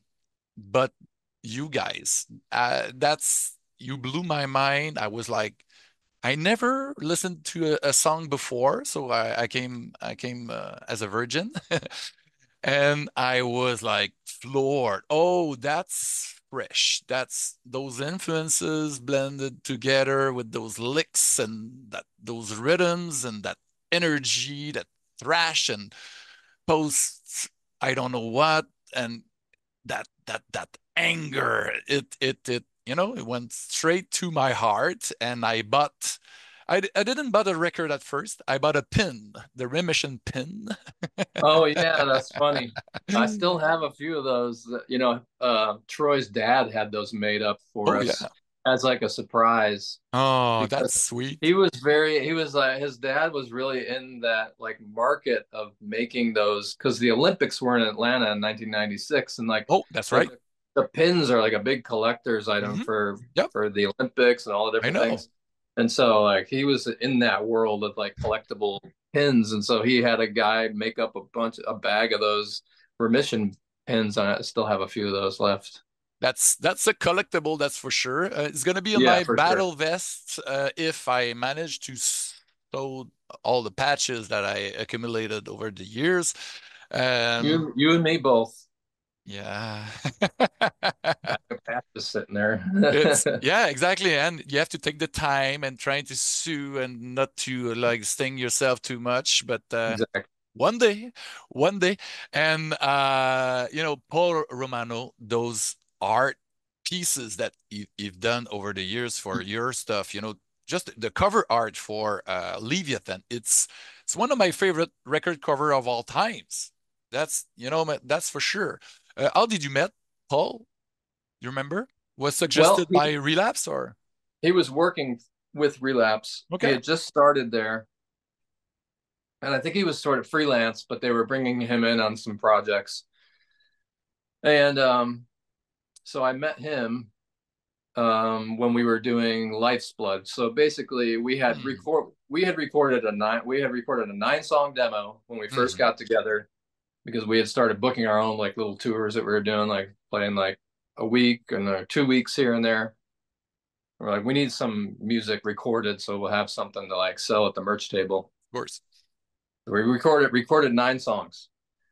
So when we got signed by Relapse, they wanted to do this thing that they were experimenting with where they would get like a 5 song EP together, get some Hmm. artwork going, and sort of tack it onto people's orders because that back in those days you would call Relapse and you would tell them what you wanted out of this catalog that came to your house. You know what I mean? And be like, I want Hmm. the Merzbow and the Agoraphobic Nosebleed albums, and I want Soylent Green and Exhumed and Morgion and all that stuff. I Um, put it get the. Oh no, they yeah. were on And, Roadrunner. yeah. I want the Human Remains EP, and Oh yeah, so you remember Remains. Oh, Dave Whitty. yeah, that's my buddy. That's why. Dave Whitty is one of the reasons why Mastodon exists because he's the Oh yeah. one that got me in Today's the Day because I asked him. And he was Oh. like, I can't do it because I'm doing too many other things, but my buddy Brann could do it, and he's really good. And he's because Dave Human Remains used to play like in my basement when I was a Okay. kid. Oh wow. They would drive up from New Jersey. They played my basement, and then we'd go play shows together. We had a big relationship with Human Remains and my old band Lethargy. We would go to New Jersey and we'd play down there, and then they'd come up to Rochester and play Rochester. Uh, and just we've been just maintained our friendship over the He's 35 years or whatever it's he's been. such a great guy. I met him in Montreal at the festival Heavy Montreal back in 2019. I met the band. I did an interview with them, and we really hit it off. And ever since, I think we every time he come to Montreal, we have craft beers together, and Oh yeah, I'm even a member of his special club, the club with that pin. yeah. I got it. Yeah, He's, I'm in that club. oh man, so hi Dave, man. See you soon. Yeah, So hopefully. Yeah, I'm gonna wow. see him soon. Yeah. So Um. man, that's awesome. So Paul Romano, So I met Relapse, Paul that Romano. that little Met Paul EP. Romano. The 5 song EP. Then I went and we were playing with the Dave Brocky Experience on South Oh, Street at a place called the Pontiac Grill, which is like a restaurant bar. And okay. uh, and I met him In there. Richmond? What's that? In Richmond? Oh no, this is in Philly. Okay. And so Paul Romano was there at the show, and we were talking about art for remission. Hmm. And I just said, I was telling him about this whole dream that I had with this horse on fire, and that I Yeah. made eye contact with the horse, and there had been like a nuclear explosion, and my sister was there. And my sister has been passed away for a long time, and so when I would see her in dreams, they were always really like, very vivid. And Hmm. if she was there, it just added this other layer to it. And so The dream was very impactful. I remember telling the guys about it. I was like, I want this on the album cover. Like this horse like With on fire is really startling image. it But is, it I is want it painted. I want it to be an oil painting. But I wanted it to look really classic. classical. Yeah. And so Wow. I told Paul, and Paul says this funny story. The way that I phrased it or whatever, I was like, "Can you paint like a Dutch master? Like a like a like a Vermeer or something? And he's like, "Oh yeah, I can do that." I'm like, "Okay, are you sure?" You know, So you uh, were really specific, and that vision that was really, complex and really, intense and close to your heart. So you had to do it. You had to have someone made it for the record cover, and you always have been from the get-go in charge, sort of the visual aspect of the band. yeah, I guess so. It's whoever is bringing the ideas. You know what I Hmm. mean? So I've always just had some ideas to offer. So Hmm. That's cool. uh, and I mean, like a lot of times I'll come up with the concepts if we're doing a concept, Uh-huh.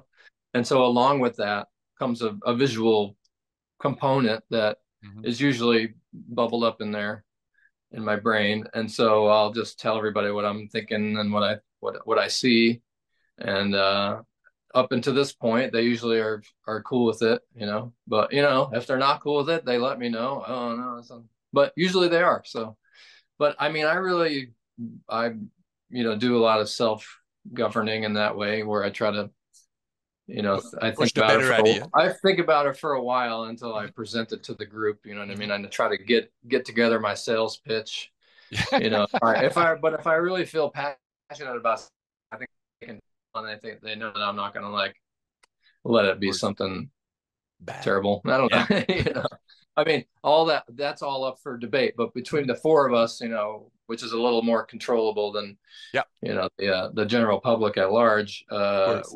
we seem to like about around the same kind of stuff. We're into the same sort of art and It's not too hard aesthetic. to convince them that it's a good way to go when But you're asked. also I say I have this idea and I think it would be really cool and this is what I think it should look like and this is the artist that I want to get involved. But if you have a different idea and a better Mhm. idea, then Of put it course. forth and then we'll talk about it. And Mhm. we're very diplomatic in that way, which is good. That's the way to be.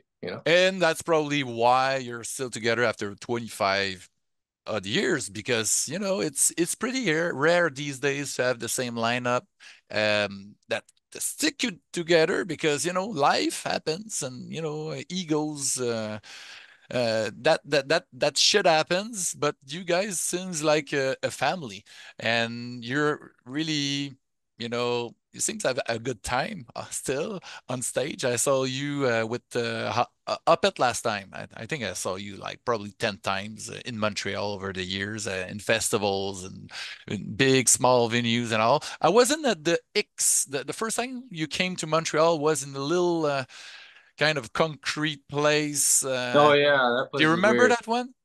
Yeah, I don't remember what it was called though. What is that X, place? Oh yeah, Lex, okay. Yeah. L, and then apostrophe DX, but in It French, was with a the balcony behind the stage. yeah, the balcony behind the stage. It was weird. I remember looking up and seeing Yeah. people up there. I remember because High and Fire didn't make it in. That was that So tour. Okay. yeah. But going back on art, I never saw, that's the reissue, but I never saw someone include the barcode into the art. That's special. I love that kind of stuff. Ipecac Yeah. recordings, they do that often. They've Yeah, been doing that for a while, but that was Paul's idea to do that that. and shiny stuff, because even back then you have to offer something that is better and more quality wise than what bands put out, and you guys always made an effort to have really cool booklets and the art and gatefolds, and so we'll go to your collaboration with Skinner, because it's been going on for a while. I'm a big fan of Skinner's. I guess because of you guys, I follow him on Instagram, and I'm probably gonna buy one of those little statues from a House of Gog, which is Yeah, yeah. run which is run by PA, a friend of mine. He's the husband of Oh, cool. one of my co-workers in my team where I work. So it's those statues are amazing, but based on the Skinner art, it's just mind-blowing. So it started with the Oh hunting. no, that's not. That's AJ Fossick right there. Oh, fuck. I'm That's a sorry, wood. That's a Skinner. wooden sculpture. Sorry, Yeah. Skinner, but Sorry, man. AJ's amazing. Because it's so I think the Oh yeah, colors there you connects with that one, once more around the sun. And for people that haven't seen the full version of it, I saw a video. It's pretty huge. The painting he did, he just posted it back on Instagram. Yeah, It's I had sent it. huge. I found it in my phone, and I was like, dude, I just came across this because he was sending me like Yeah. progress reports, like, yeah, I'm working on it. I was like, oh, killer, he had come here and he was stayed here for a little while, and we discussed everything about the art and the video for Sleep in the Deep, was sort of born here because my cat was going in and out the dog door, and he was like, "Where's your cat going? Where do you think he goes?" And then we just had this long discussion, and we made up this whole thing where he, went to this underground nightclub, and he's like, they like worship him down there, and it's just this whole thing.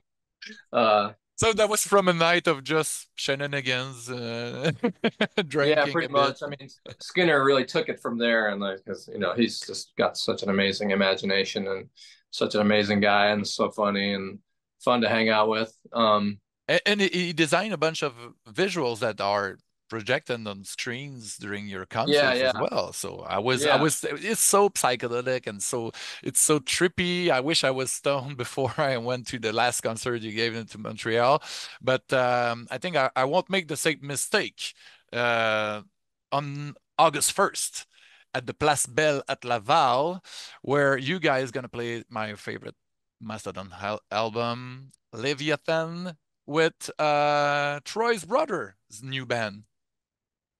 yeah, yeah. It's called the Kyle Sanders Experience.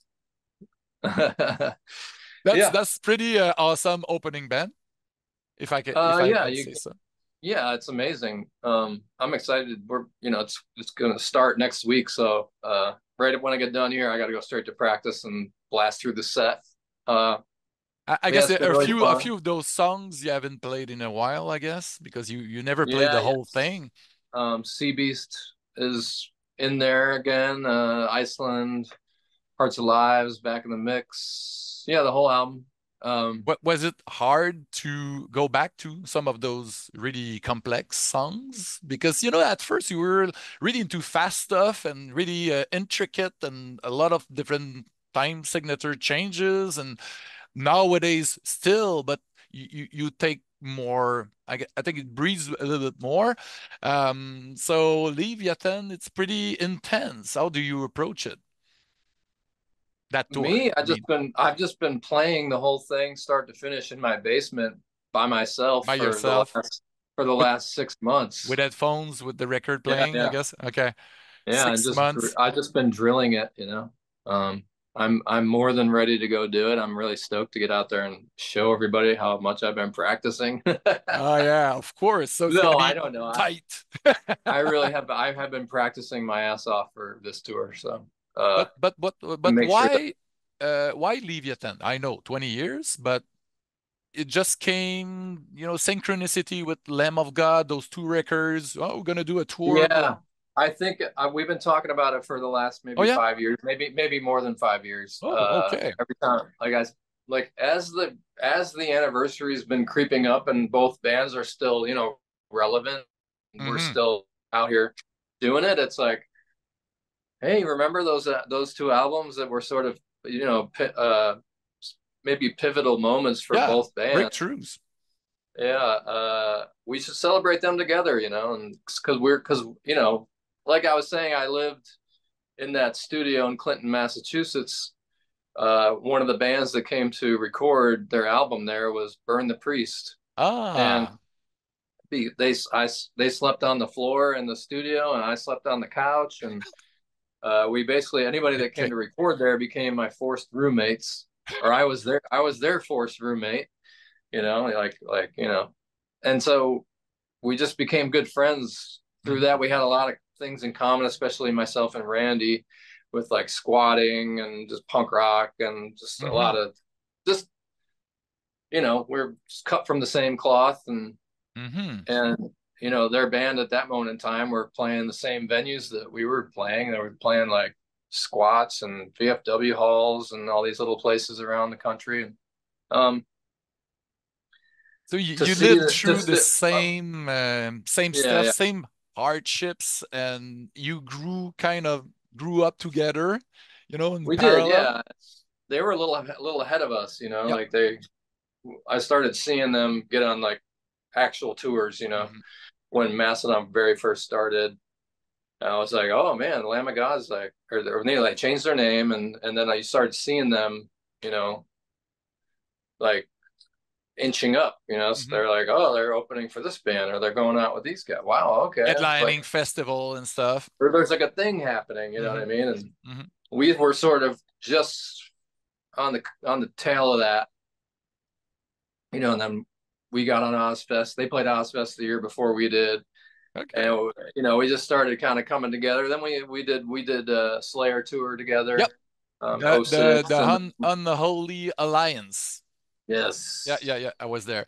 and Oh yeah. we toured with Metallica together, and we've just been friends for a long time. And Mm. so, and we've never done like a proper tour together. We have, but we haven't. You know what I mean? Or Mhm. it's our tour, and we can shape it and the production and all the things. All the And bells and whistles. and you can share stuff, I guess, for Yeah. on stage. And do you have anything you can share, like that you're gonna have as little things and surprises, I guess, on stage visually? No, okay, I'll wait. Well, it wouldn't be a surprise.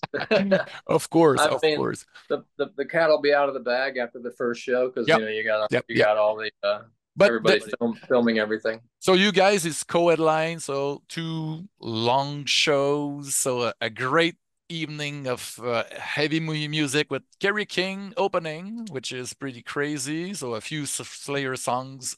I love his new record. His new record is badass. And with Yeah, Mark I from agree. Death Angel, he's phenomenal. I I'm love him. and I think Kerry King deserves the love for that new record because I'm sure people were waiting and it's gonna be Slayer like Slayer, so we don't care. But I haven't heard any complaint from people that have actually listened to the record because it's great. Yeah, when I heard the demos, did the Seth Meyers show in New York, and he lives in New York now, so we went and Okay. had dinner, and then I went over to his apartment and stuff, and we hung out, and he was like playing me some stuff off of it, and I was like, he's like, "What do you think?" I'm like, "It sounds like a really awesome Slayer record," and I Of think course. that that's missing from metal right now. You know what I mean? You just don't have Mhm. there's a certain sound happening in metal, and there's some throwback stuff. You got some bands that are kind of digging into like that Mhm. early obituary sound, Mhm. Yeah, and that's true. emulating a lot of like the Like earlier death metal stuff, like yeah, Frozen early Soul and Sanguisuga right. Bug, those kind of bands, which I love.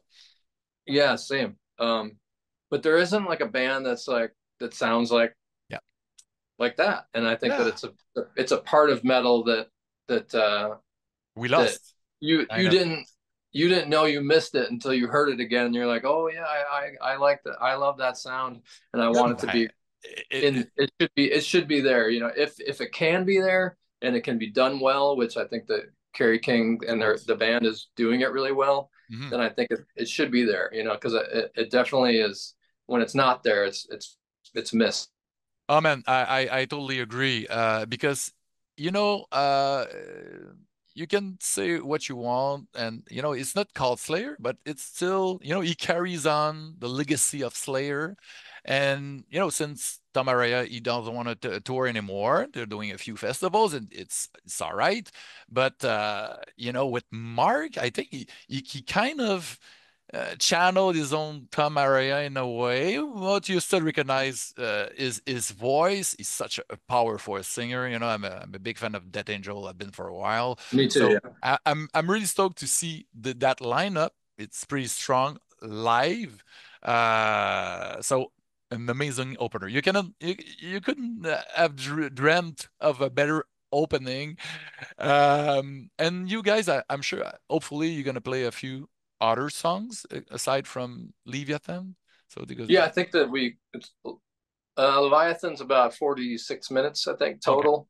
And the way that we'll be playing it will probably be a couple minutes longer because all the songs are just butted up against each other. oh So, yeah, and that's how I've been playing it in the basement. You know what I yeah, mean? Like, just yeah. like song after song after song after song. But there'll be a little, talk to the audience for a second, I guess, Yeah. and I'll So take a sip of water. so it's gonna be an hour per band or an hour and a half or No, hour and 10 or 15, I can't remember. But yeah, okay. we'll play a few other songs after. Oh man, that's so cool. So let's jump back a bit on movies because you know you have an Aliens shirt and it's amazing. That's my favorite franchise of all time. Oh yeah, Uh, it's good stuff. It's good stuff. Giger, that artist, that Swiss, late Swiss artist, he Oh blew yeah, I me love away. it. I have not I all remember his my books, but I'm looking for, the rarest one, the biomechanics. But I do have an Necronomicon. Uh, That's good. Yeah, I have a Necronomicon. But yeah, I think can you remember the first time you saw Alien, the first one? yeah, I was a kid. Yeah, Too young. I was pretty small. Yeah, and when that alien popped out of Just the John Hurt, John Hurt. or, Yeah, yeah, John Hurt's chest. Kane. I think that's the name of the character. Yeah. Um, Wow, what a yeah, surprise! I was along with everyone else. Like, holy shit. Yeah. And that's just the tip of the iceberg because I know. Yeah. It's just, it's yeah, wow. from there. Yeah. I just love it's like at this point, when you put that movie on, it's like a warm blanket or your grandma's home cooking or something. I don't know. There's something about it, just the aesthetics. And yeah, it's just like that cold fear. I just love it. And it's It gives so me a good feeling. It's kind of very, similar feeling to John Carpenter's The Thing. oh yeah, of course. The coldness, there's something about it. I guess it maybe kind of jived with being from Rochester and in the cold all the time. Same Just, here, we do have tons of snow in Quebec, and oh, every I know. snowstorm you went through snowstorm in Quebec. But the thing, it's a must. When there's a big snowstorm, the first one in the winter, the thing, as you said, it's like a warm blanket. The snow outside, the snow is my TV, and Kurt Mercury. Russell. Yeah. Kurt Russell is there, and the flamethrower, it warms my heart. Yeah, yeah, I love it. And you were talking about special effects, makeup, and those makeup artists, Rob Bottin, Tom Savini, at the early 80s, in the early 80s, they were the stars with Fangoria and Gore Zone, those magazines. I Oh was yeah. buying the shit out of them and cutting all those magazines and put it in my little notebook for school. And all the kids wanted to borrow my agenda, my schedules book to just flip through the pages during their courses and the classes. So yeah, artists, and prior to seeing those movies, I flipped through the pages of Fangoria and I was like, wow, I can't wait to see those special effects on the small screen because I was renting movies at the time. Um, Yeah. what's your relationship with physical media? I know you collect art and uh, stuff, but movies, do you have VHS, DVDs? Do you own that I have shit or so you many. don't? I have a lot of DVDs at the moment. I got rid of most of my VHS Oh yeah, you tape. you You used know, to have a collection back then? yeah, just from being alive when they were on sale. You know, I wasn't like collecting them on. I was collecting them to watch them. It wasn't. It Mhm. wasn't like trying to have a VHS collection or anything. But Yeah, I have a ton of Yeah. DVDs, sitting there pretty much collecting dust, like a lot of people's DVD collections. But I have some, especially some of like some documentaries that you just Mm. can't find, you know what I mean? Anywhere. Some weird stuff that is even like hard to find on the old YouTubes Yeah. and I, things like that. I don't really want to get rid of them because mhm.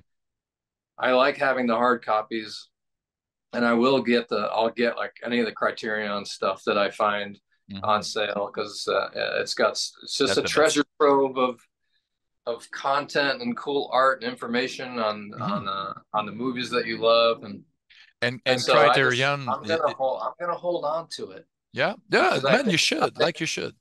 I don't you never know what's gonna happen with this digital shit. You know what I mean? Mhm. It could just be zapped and gone. You know what I mean? And so Exactly. No having internet. physical copies of these movies, I don't. Who knows? I mean, Yep. I'm no doomsday prepper or anything like that. But if the grid goes down someday, I wanna at least have Alien to watch or something. You know what I mean? Man, I'm totally with At you. the very least, at the very least, the movie Tootsie. I have to have Tootsie. Tootsie. Okay, then that's enough, man. As a woman, okay. Maybe Mrs. Dubfire as well, or I love Mrs. Fire, but Female Trouble, or Pink Female Flamingos. Trouble. I love Pink Flamingos. Yeah, I love anything John Waters. Yeah, Hey, man, that's he's a one of a kind, and he's a big horror film fan as well. He was in some of the Chucky movies. yeah, That's great. yeah. So we'll wrap it up with what would be a few snappy questions. What's your favorite horror or genre filmmaker?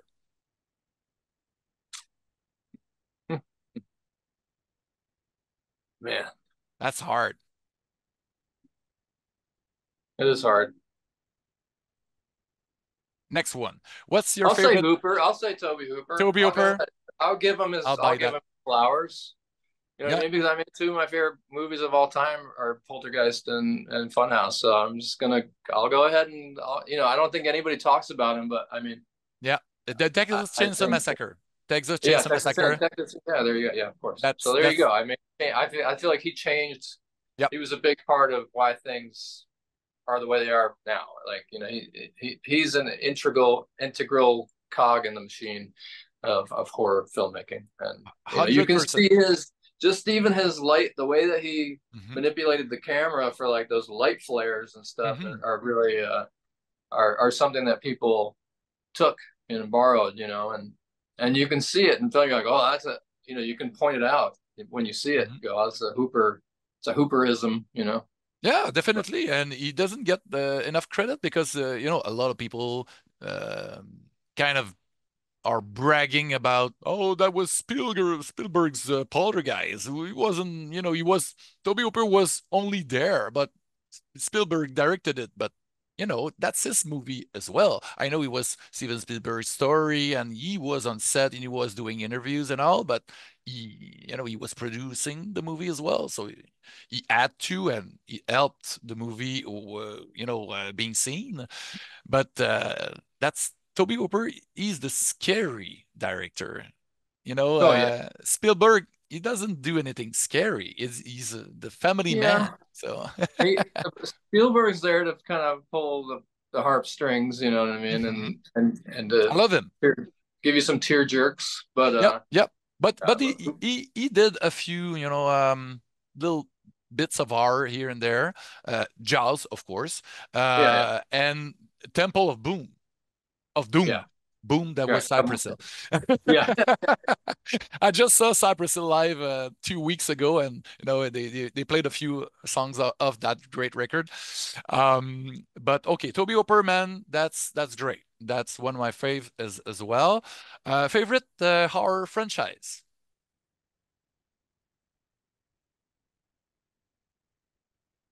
Let's see.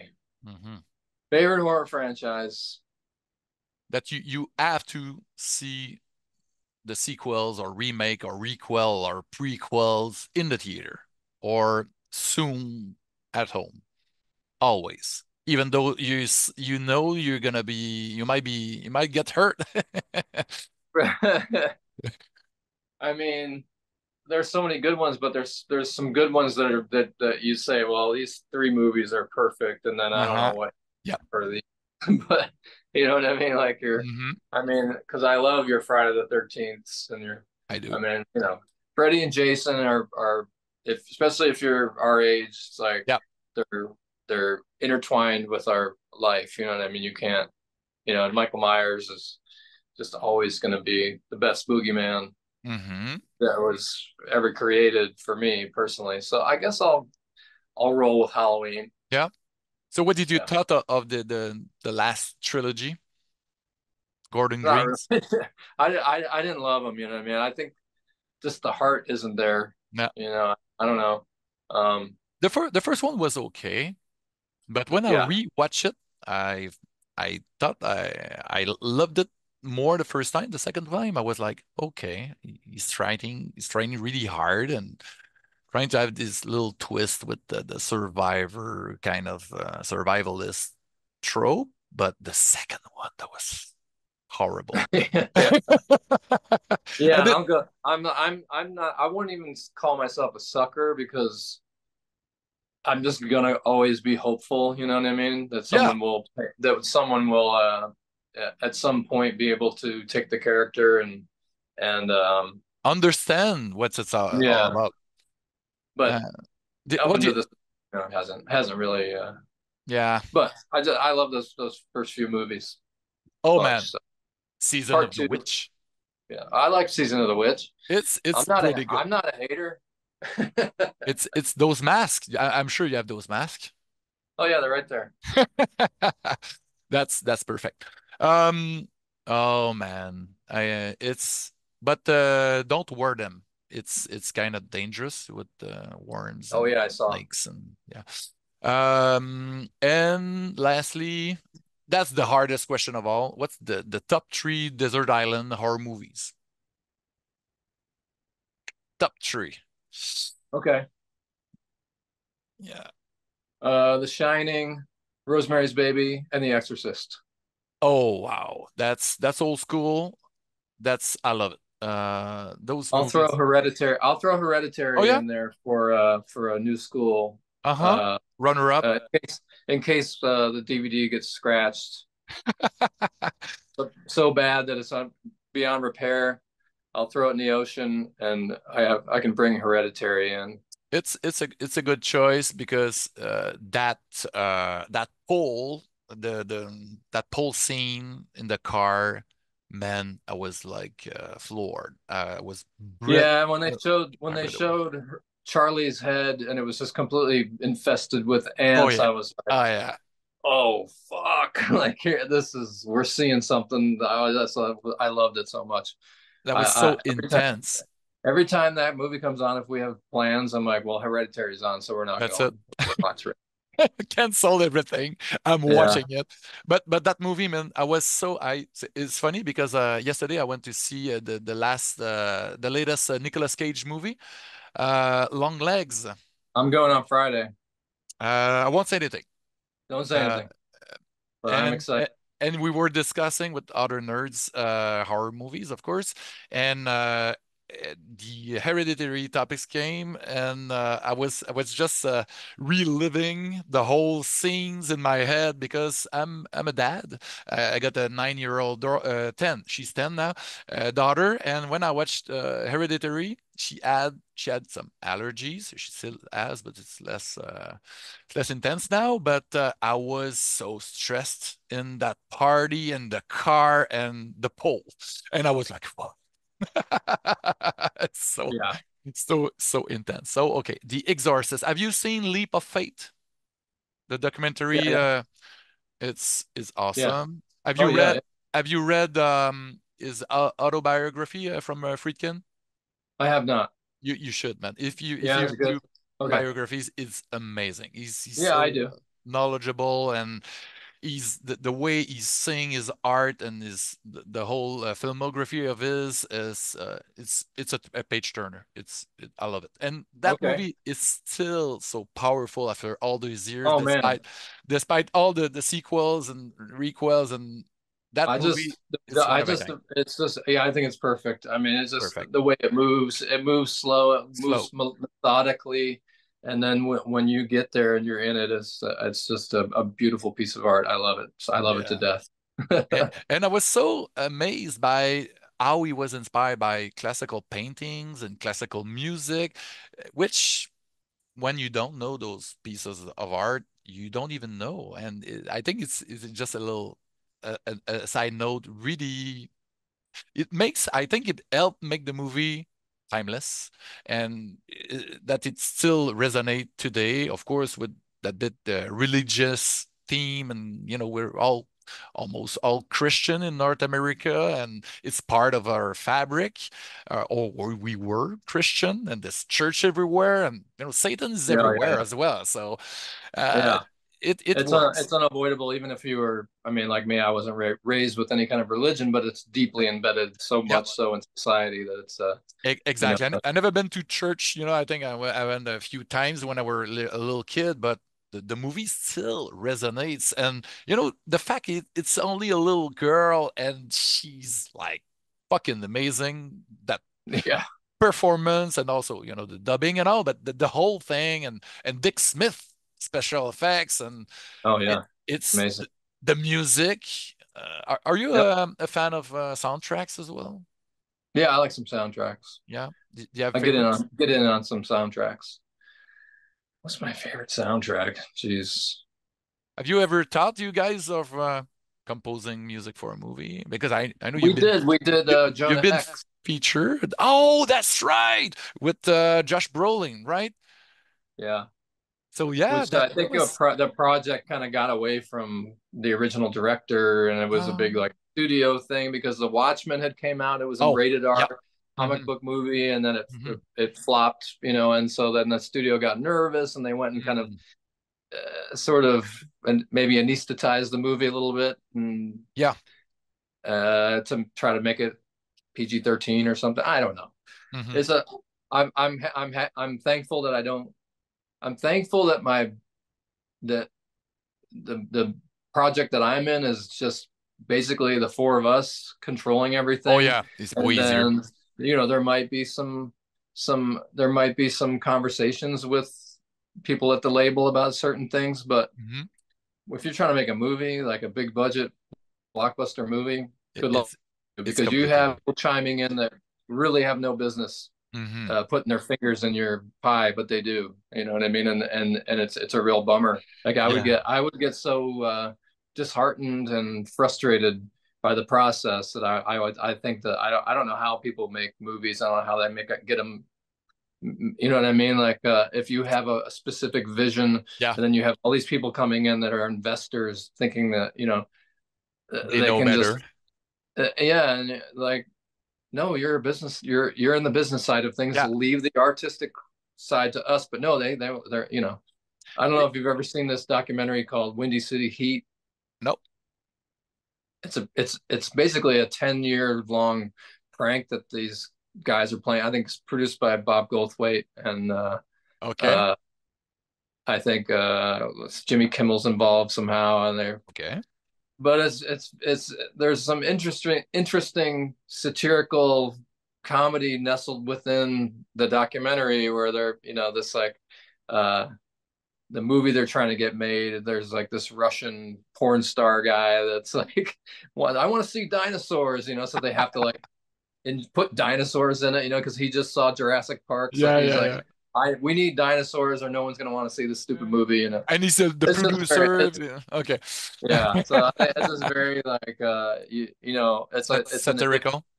if you know, like Yeah. the kind of ridiculous Hmm. things that happen when you involve these with these studios, where a Russian mogul will buy Warner Brothers, for instance, and be like, now he's got like some and it's just on a whim, the guy could be like a drunk drug addict or something making suggestions from some ivory tower, and you have to facilitate it because he's the money man or something, Yeah. you know. So Yeah. anyway, No, but I totally get it. I really want to see that movie because I live in that world. I work for Ubisoft Montreal. I do transmedia, so I'm kind of facilitating the creative aspects with the business part of things when we rent our brands to external partners. So sometimes at the internal side and partners, there's people that don't have anything to do with art that say I prefer blue instead of red or that kind of yeah, shenanigans. And so you have to know where you're pick your battles. exactly, and also you have to put people back into their seats. Okay, so do your job, I'll do mine, and leave the creative being creative. Because when Yeah, those collaboration, when we work with different partners and artists, when we leave them, take some liberties with the brands, that's where it's better. So when it's too of much course. compromises, Yeah, you run into people who are delusional exactly. and are never told the word no, Hmm. and they just think that they have every right to, that they no, yeah. So anyway, Yep, yep, yep, yep. it gets tough, and so So you don't want I'm to do a score happily. again, right? No, I didn't say that. I'd love to No? do a score. I think I had fun. You know what I mean? I just Well, felt yeah. bad I felt bad for some of the other people that were involved. You're happy with your music. Yeah, I was like, I'm playing the drums and whatever. I'm good. I'm over here. Whatever you guys want, I'll But try to facilitate it the best I can. But uh-huh. I was told early on, don't get married to anything. You know what I mean? If Yeah, it's gonna be. you fall in love with a riff or a part or something, it'll be gone tomorrow. So you need to Oh just yeah. kind of let those things, like, they're gonna take it and do whatever they want with it. So it's not our album. You know what I Yeah, mean? yeah, yeah. But There's a lot of um, cooks in that kitchen. oh yeah, a lot of But anyways, yeah, you guys, you do right. your own movies, with your music videos and Yeah. genre movies, short films with Sasquatches and crazy circus people like Neil from Clutch. He was in Yeah. in one of No, well, it those. wasn't him. It wasn't him. It was a different guy. Oh But yeah, yeah, in Bake Off, just a just his friend of ours. voice. Okay, because he couldn't be Yeah. at the shoot. Okay. Yeah. He was busy. He was busy. But Oh we man. wanted a clown, so we got my buddy Jim Stacy, Huh? the clown, Laffo. He was in it and did his Oh. thing. Wow. Hey man, that was a blast chatting away about life, music, horror movies. Man, I'm so stoked about that. August 1st. It's gonna be the next day after my birthday is July 31st. So I'm really stoked. You're my birthday gift. Awesome. So yeah. Happy birthday. Hopefully I'll So see you there. yeah, definitely. I'll try to find my way backstage. And thanks again to for the great chat I had with you today. Nerds. It's easy. Uh, Yeah. Awesome, man. take care, Brand. All See you right. soon. Later, buddy. Cheers.